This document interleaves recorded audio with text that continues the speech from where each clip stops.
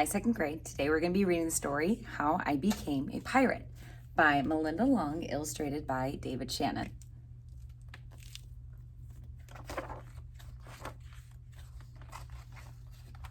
How I Became a Pirate. Pirates have green teeth, when they have any teeth at all. I know about pirates because one day, when I was at the beach building a sandcastle and minding my own business, a pirate ship sailed into view. I knew what it was because it had a flag with the skull and crossbones on it, and because I could hear the pirates singing, "Hey ho, blow the man down." They were a little off key. I tried to tell Dad, but he was busy setting up the beach umbrella. I tried to tell Mom, but she was busy slathering my baby sister with sunblock. So I went back to my sandcastle, but I kept an eye on the pirates. By then, they were rowing to shore.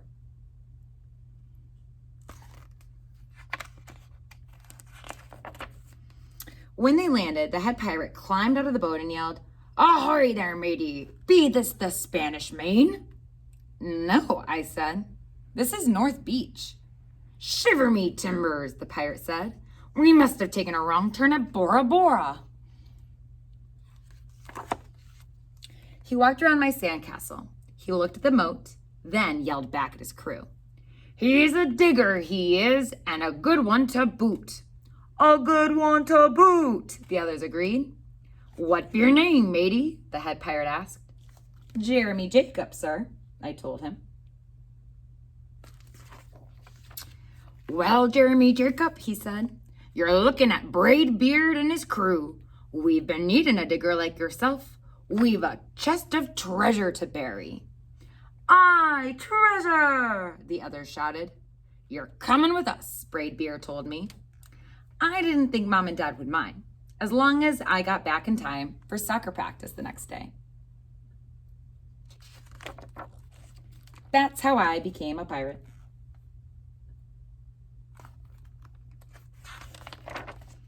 As soon as we were on board, Braid Beard showed me the chest of gold and jewels. "Gotta find a safe place for this here treasure. It's high time we're off," he announced. "We're off!" the crew shouted, and then we set sail.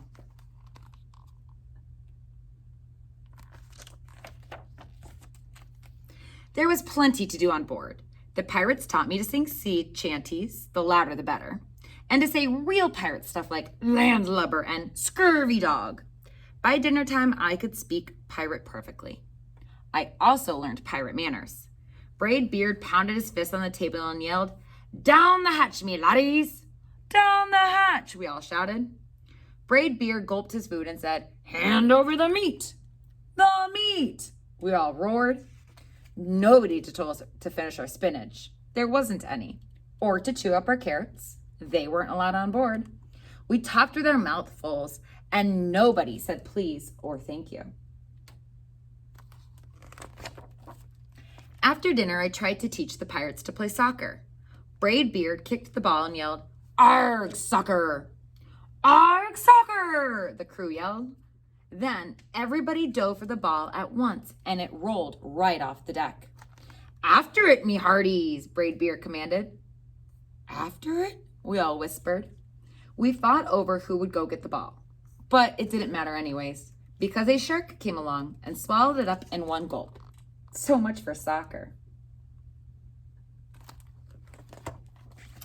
By now it was past my bedtime, but nobody tells pirates to go to bed, to take a bath, or to brush their teeth. Maybe that's why their teeth are green.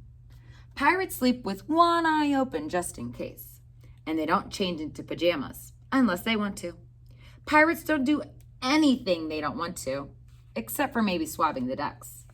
I wanted to be a pirate forever. But then I found out what else they don't do. When I couldn't stay awake any longer, I asked Braid Beard to tuck me in and read me a story. "Tuck you in?" he bellowed. "Pirates don't tuck." "No tucking," the crew cried. And the only thing they had to read was a map. "Don't you have any books?" I asked. Braid Beard looked confused. "Books?" I didn't even bother to ask about a goodnight kiss. It wasn't easy to fall asleep without a story, but I was finally dozing off when a storm broke. Thunder boomed and lightning flashed. I tried to hide under the covers as waves slammed up against the ship, but I kept falling out of my hammock. I couldn't find anyone in the cabin. They were all on deck. "Lower the sails," Braidbeard shouted. "Batten down the hatches." Everybody ran around yelling and lowering and battening. Nobody had time to sit close and tell me it would be over soon. Nobody even noticed me. I decided that I didn't want to be a pirate after all. Just then, flash, crash, crack! Lightning hit the mast and split it right down the middle. "What'll we do now?" yelled one of the pirates. "We'll have to turn back," called another. "But the treasure!" hollered Braidbeard. "Where will we bury the treasure?" I stepped forward. "Maybe I can help," I shouted over the wind. "I think I know the perfect digging spot."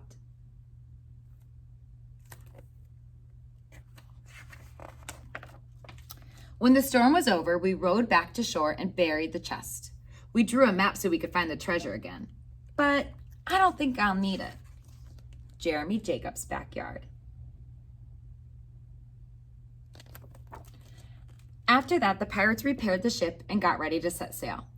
Before they left, Braidbeard handed me a flag and said, "You make a fine pirate, Jeremy Jacob. Guard that treasure well. We'll be back to get it soon enough." "Soon enough," the crew repeated. "And if you ever need us," Braidbeard added, "just run the Jolly Roger up yonder pole." "Up yonder pole," the other shouted. And maybe I will, but not today.